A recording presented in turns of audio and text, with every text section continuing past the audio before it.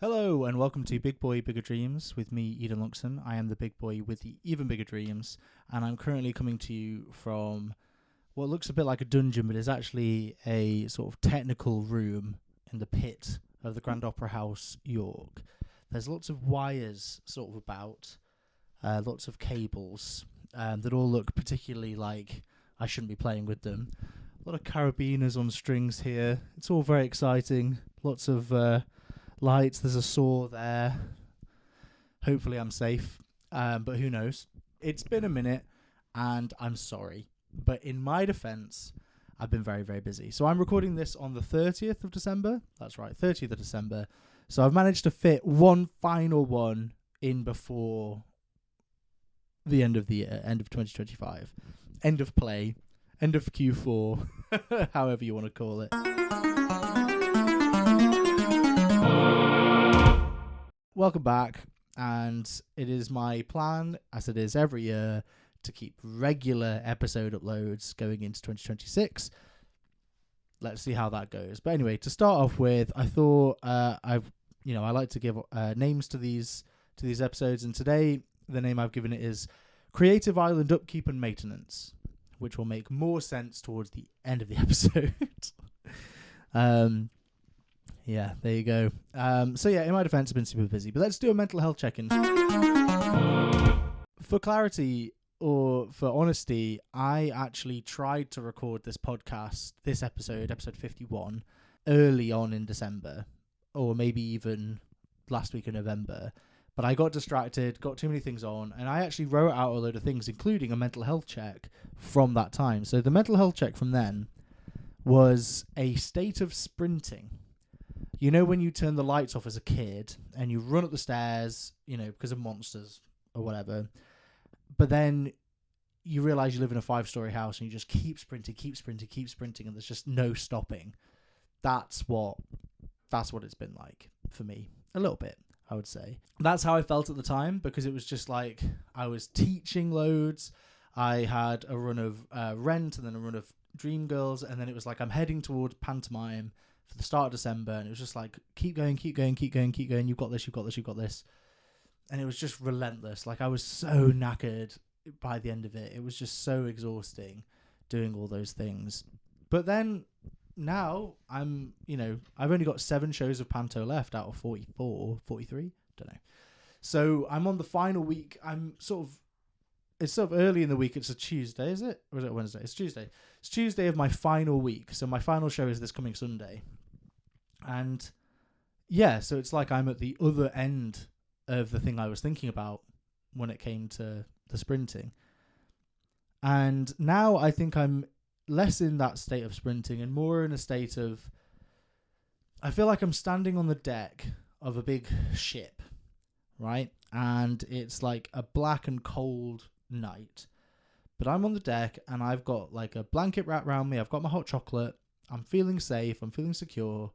But there's this sense of foreboding because there's something on the horizon, or I just don't know what's around me.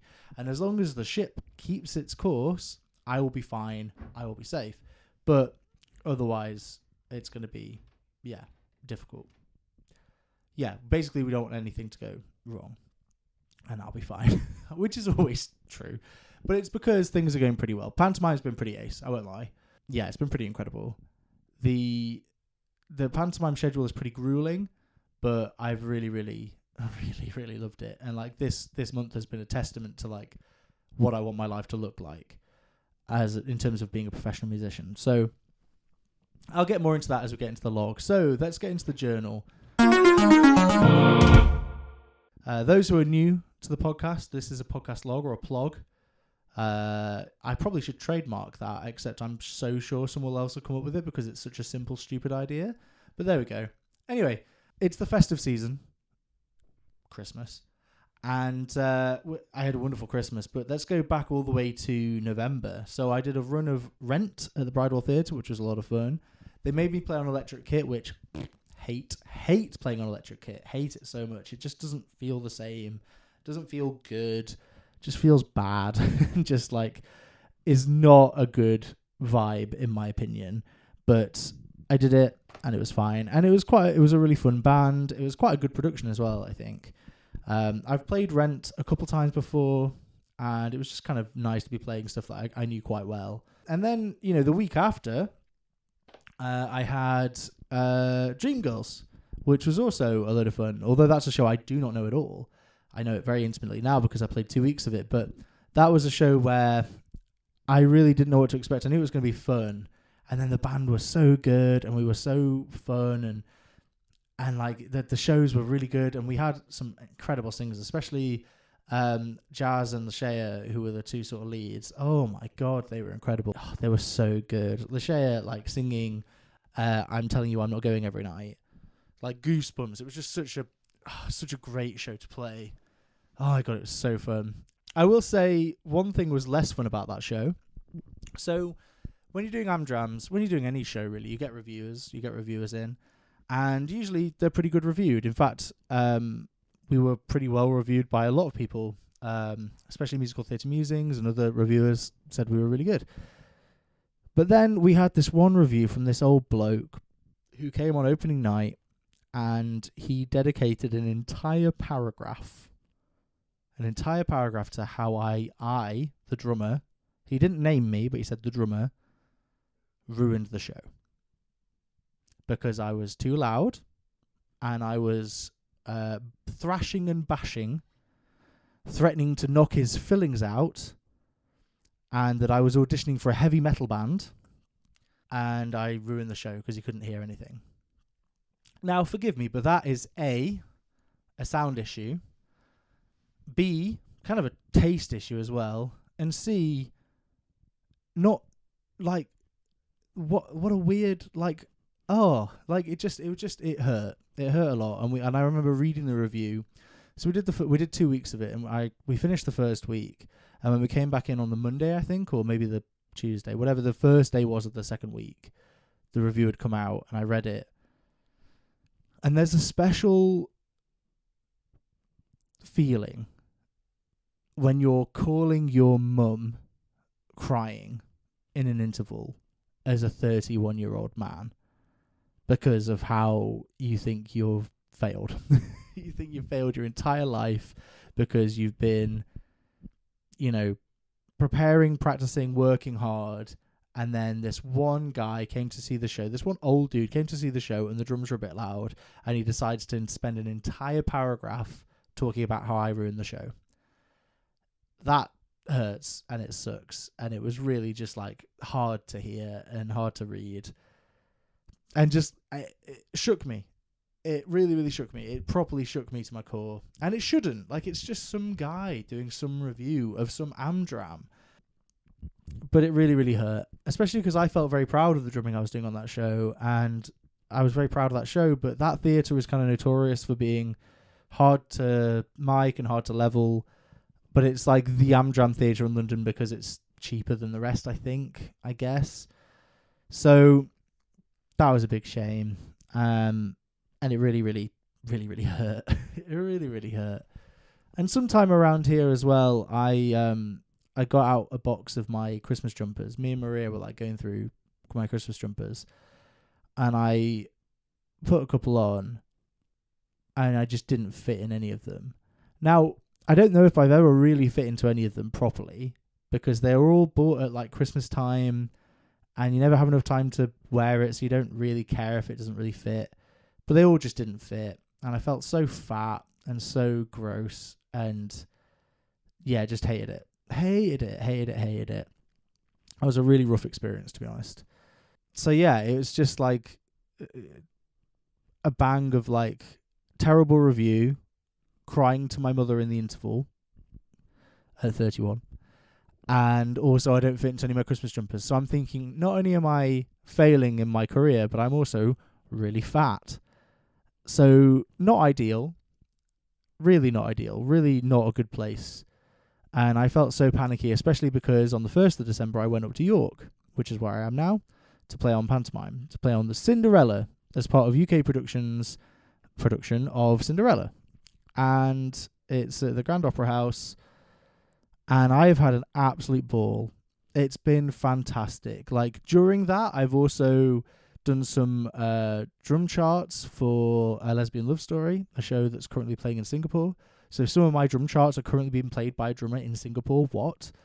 And then also I did some orchestral arrangements for the Arden Theatre School. So like Robert Purvis conducted an orchestra playing my arrangements for 4 songs at the Stoller Hall in Manchester. What? And then I'm also playing pantomime with Tobias Turley and Lisa George and Rachel Gundy and it's so much fun. Like it's so dumb and so stupid, but it's so fun. I really, really enjoy pantomime. I've not done a pantomime since like 2017 when I did the M&S Bank Arena Auditorium, which was maybe not the best experience in the world, but you know, work is work. Whereas this has been a really fun experience. The cast and company are all absolutely spectacular. Like, I go up to the microwave to heat up my dinner, and that's where the kettle is as well, so I'm there a lot. And I talk to the wardrobe girlies because their office is right there. The dancers are also on that corridor, so I chat to them a lot. And then backstage, like, there's some techies that will come down to the pyros to come and fetch them because they're behind me in the pit, and I'll talk to them. And it's just been so lovely. Like, you pass everyone's room and you go in and like, you know, and talk to everyone. It's such a wonderful environment for that. Like, it's been so much fun. And just like, the music is fun to play. I mean, you know, it's kind of boring when you've played it 40 times in a row, but it is fun. And yeah, just an amazing experience because this is proper paid pro work. And, you know, I've had to get digs. Like, this is proper actual what I want to be doing.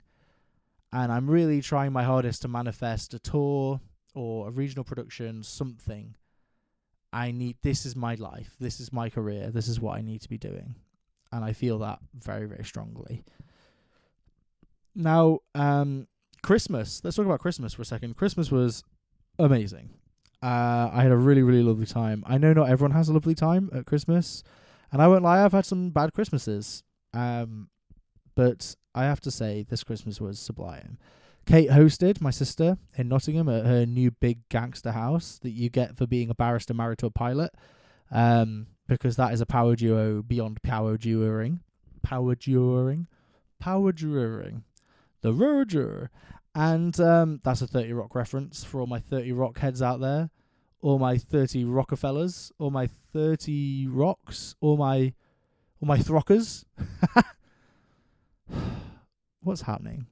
What am I doing?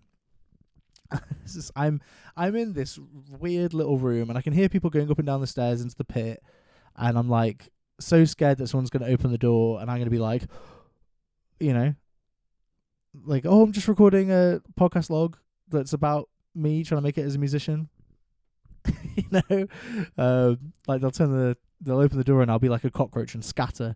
And but anyway, Christmas was lovely. Family came around to my sister's. Maria came with me. It was wonderful. It was our first Christmas together, which is really special. And it was just lovely. Just a really lovely vibe. I ate some great scran, I won't lie. She put on a good spread, did our Kate. And it was just, yeah, a wonderful, wonderful time. And I'm feeling very grateful for that. And, yeah, that just kind of fills my heart a bit. And, yeah, I just think having those moments, because the thing about Panto is that it takes up all your time. Like, I barely had any time. My mum came up and visited and did some shopping. Maria's been up a couple times. It's been really special for that. My friend Joe and his wife Kim and their kids, Elodie and Atty, they came up and watched as well, which was so sweet. It was so lovely to have them up and have them like come and see the show. And I took them round like down to the pit to where my drum kit is and showed them around there. And that was just so, it was just so nice. And it was just, yeah, very, very wholesome. Very, very wholesome. And I think that's the thing. It's been a very wholesome time, but Panto does take up all your time because it's just like 2 shows a day, every day, basically. Like, we have 11 shows in a row. Like, always. Like, there's very rarely... So we've only had, like, 3 days off so far. We've got our 4th day off this Thursday because it's New Year's Day, and then we're done. So it really is like, go, go, go, go, go, go, go. But it's so weird because, like, I remember looking at Panto on my calendar in the future and being like, oh, what's that going to be like? And now I'm near the end of it. And I'm looking forward to January, but there's not really much there until March and beyond. So it's a bit like, yeah, it'll be back to the sort of teaching grind in January, which is fine, which is lovely, which is cool, but it is a bit like, wish I was still doing this. So I am manifesting, and I've got plans to make this happen, and actually it sort of correlates with my topic for today. I sort of came up with me and Maria on the phone, and I was sort of explaining my woes and about how I feel like I've got these plates spinning and just like I've got these different things, and she was saying, well, it seems like you probably need to prioritize some and also respect the fact that some of them are already more prominent than others. And that unlocked to me the visual imagery of islands. The idea that my career has different islands, and basically you have to go and upkeep all the different islands, but some islands, like Drumming Island, is huge, and it's got a massive mountain, there's loads of verdant trees, there's a lake, there's estuaries, there's a beach, it's got loads, and it's been worked on and cultivated for a very, very long time.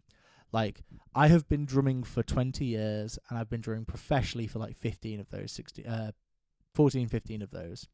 That's a heavily cultivated island. Composition Island, also fairly well cultivated. I've got a master's degree in it. There's a big hill, there's loads of trees.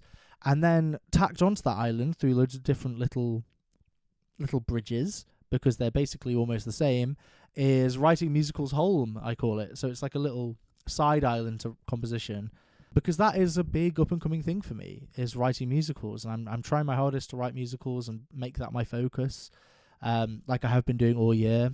And my 2 shows that I'm working on right now are coming on really, really well. And I'm really, really happy with them. And so, like, trees are starting to sprout on that island. It's starting to develop, structure. And then, of course, between Composition Island and Drumming Island, there's a little outlook called Grim the Thunder Outlook. Grim the Thunder, my music persona, my solo artist career. I need to get that done because I've had this album recorded for so long. I need to get it released. I need to make videos, release it, promote it, all these kind of things, get gigs. Then over on the other side, we've got like a little peninsula, not really connected to any of it, which is Podcasting Peninsula, because this is my 51st Big Boy Bigger Dreams. Considering it's my 51st, considering most podcasts don't get past the first 10 or whatever, I'm on 51st, which is incredible. And I need to keep this going. And I've got other podcasts in the works. I've recorded a couple of podcasts with some other people. I've got some more coming up. It's just a case of getting in the studio, recording them, and getting them out there. And setting up the Mighty Mighty Podcast Network as a proper network for loads of different podcasts. And, cultivating my YouTube aspect of it. Like, I'm filming this today. So, hello if you're watching me on YouTube. Yeah, so I am definitely looking at all these different islands and the Podcast Peninsula, and at the bottom of Podcast Peninsula there's a couple of skerries, which is like comedy skerry, which are like these little rock outcrops of like comedy, because I want to do stand-up. I've challenged myself this year to do at least one open mic stand-up set. I really want to do stand-up. I want to put on a comedy night, I want to put on a variety night, and I want to do stuff. But these things are so like, they are acorns, whereas drumming is a tree. So it's like they're little rocks, little outcroppings. It's like I can go and check on them every now and again and cultivate them, but ultimately the big island is what's giving me the most stuff at the minute, right? And so while the other islands grow, those islands can slowly grow alongside them, but they might take time. And right now I need to focus on the Drumming Island, because that's the one that is going to get me security and prosperity. And so that's just been a really nice way to sort of visualize it, really, in my head. And I've done a couple of different drawings of it, and that's been quite nice. Yeah, I find it really, really helpful to visualize things that way. I'm not sure if everyone else does. I know that some people prefer just list after list after list of stuff they need to do, but I really like to visualize how everything's looking. And maybe in 10 years' time, those islands will be completely different. Maybe Podcast Island will be basically gone, and Writing's Musicals Island will be the biggest one. Or maybe comedy will be the biggest one. I don't know. I'm excited to find out, and I need to just keep upkeeping them and do my maintenance and go around and make sure each island is working and cooking. And instead of thinking of it like plates that need spinning, it's like, no, I need to wander over there and cultivate. What do I need to do? I need to plant trees here. Or over here, do I need to polish stuff, or do I need to trim hedges back just so that it grows a bit better, and all these kind of things. There's loads of different metaphors you can use, flowery metaphors, and I'm a big flowery metaphor guy, to be fair. That is definitely my bag. There's a bit of me that. But yeah, I think it's definitely a case of I prefer thinking of them as islands, and that will help me to upkeep them. That's the hope anyway. I've written a poem. I like to write a poem for all of these, and today's poem, has it got a name? I'm going to call it Beef with Strong Horseradish Cream, Rocket and Chutney. Bit of a long title, that one. I remember I wrote a piece of music for wind orchestra called, I must have told this story before, but called Filed on the Interstellar Hard Drives and Archives, and it's a lyric from a Watsky song called Send in the Sun, one of my favourite songs. Filed on the Interstellar Hard Drives and Archives. What's the whole lyric? Let us toast. So to all my lightweights and barflies, let's raise a glass and toast every time a star dies. Their brain gets scattered on the ghost wall, filed on the interstellar hard drives and archives. I can't remember exactly what the lyric is, but basically the idea is that every time a sun dies, it explodes and it becomes matter elsewhere, and it gets filed on the interstellar hard drives and archives. And I remember the head of conducting at the RNCM where I did the piece, he said to me this one very short sentence. He said, "Good piece, shit title." I was like, "Nice one, Mark. Yeah, sit, pal. That's great." That's good feedback, that. To be fair, I was pretty happy with the piece. It was a pretty good piece. Anyway, so here's the poem. The poem is Beef with Strong Horseradish Cream, Rocket and Chutney. Beef with strong horseradish cream, rocket and chutney? Who's buying me? Isn't this a workman's sandwich bar? Not an M&S deli. You want to flog me for £6 and 95p? Are you crazy? I'm neither good value for money or most people's idea of tasty. Tick tock. I guess I'm unique. At least enough to pique the interest of a passing nobleman or squire. Maybe a foreign dignitary has got a flat tyre. He'll pop in and see unique, heavily marked up me, and he'll turn his head, and in words less than kind, he'll say, "Never mind, can I get chip butty instead?" Tick tock. Look, I know there are new owners with aspirations, but couldn't they be a bit more wide appealing with their fancy sandwich filling inspirations? My once fluffy, now crusty loafage is prone to infestations. Surely someone wants a slightly aged, somewhat stale, packed to the brim with taste sandwich despite all protestations. Tick tock. I guess this is nice. A whole shelf. To myself. And with the price reduction, I'm less the threat to someone's wealth, but probably just adverse to their health. I don't want to alarm or seem like I'm hating. I don't want to be a threat to this gaff's health rating. I hate to say, but there's some bacteria on me mating. Some of this sauce may have been baiting. Tick tock. Another green spot. You let me get too hot. You thought I was going to sell? Well, I think not. Oh God, you're going to have to get shot. That's a bag. That's a bin. There's still life in me. I'm not a has-been. Yes, the life is green as sin. Maybe sell me to someone looking to get really thin? Tick tock. It's dark and I am lonely. I keep thinking, if only some posho yummy mummy had come to the calf, then maybe my life wouldn't be ending so naff. Tick tock. I'm slimy now, covered in green. Thank God the public can't see me. I would be obscene. Can't you just picture the scene? Fainting and vomiting as soon as I'm seen. Tick tock. Movement. Engine. A whoosh of sound. Then still once more as I return to ground. Tick tock. I'm breaking. Apart. Taken over by slime. My faculty is failing. I can't even string a sentence together. Tick The earth consumes. The cycle continues. Won't be long before I'm back on the menus. Tick tock. My atoms and cells return to the cosmic goo. That's when it hit me. I am not through. I will be present in all matter for all time. That is the power of turning to slime. I will persist. I'll always exist.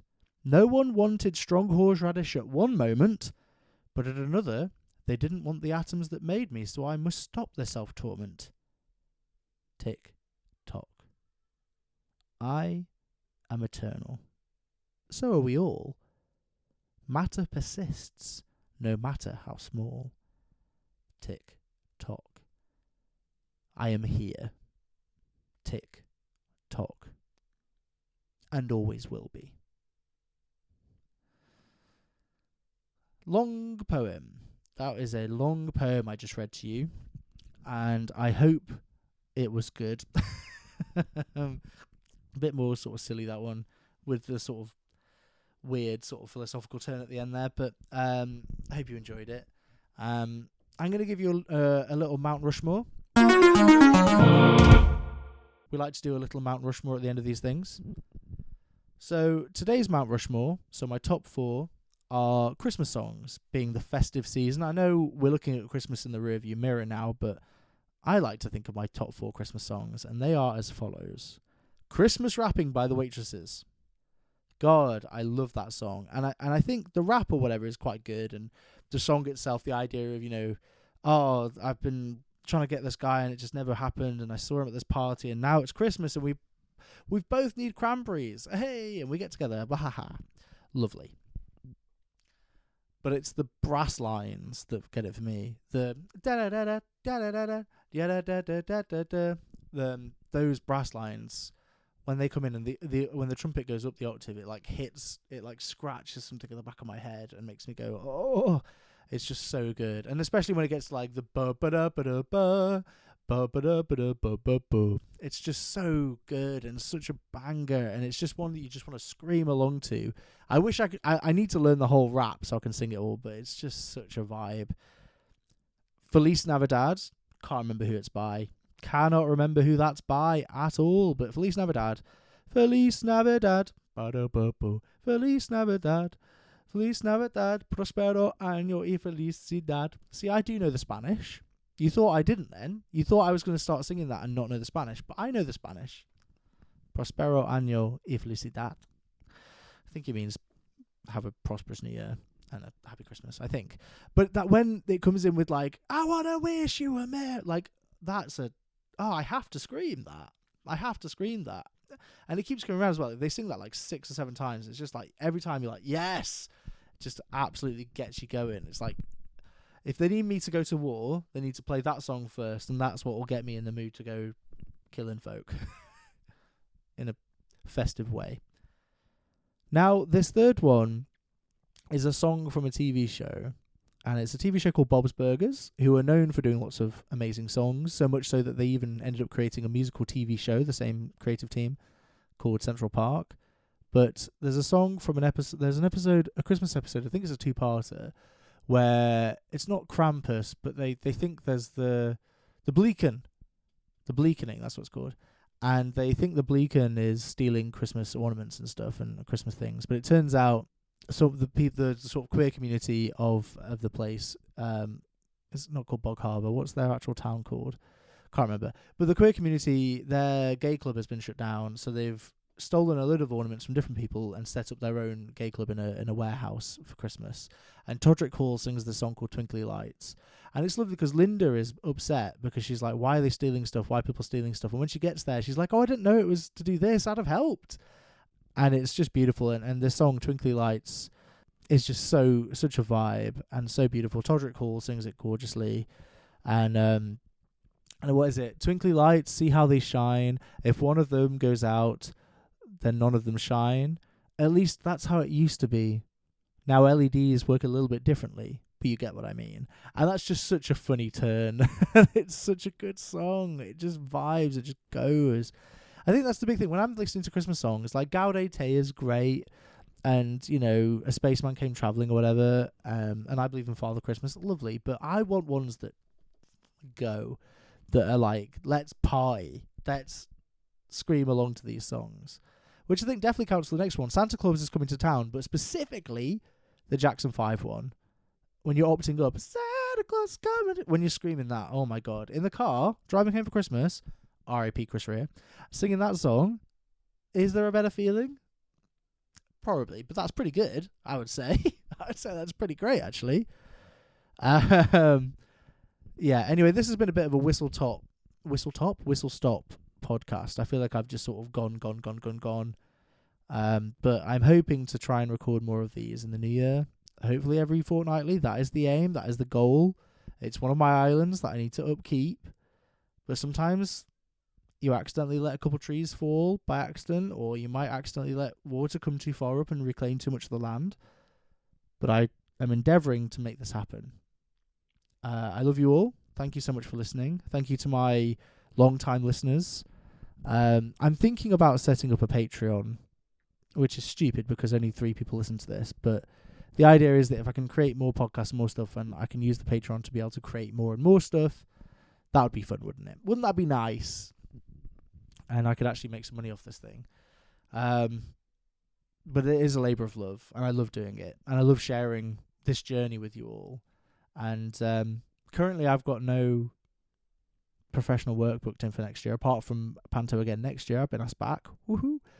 But I'm trying, and I'm working on it. And it's going to happen. And I'm going to make it happen. And I feel so supported by my friends and family in doing it. And yeah, let's get it done. Thank you all so much for listening. I love you all very much. Stay safe. And Happy New Year. Peace.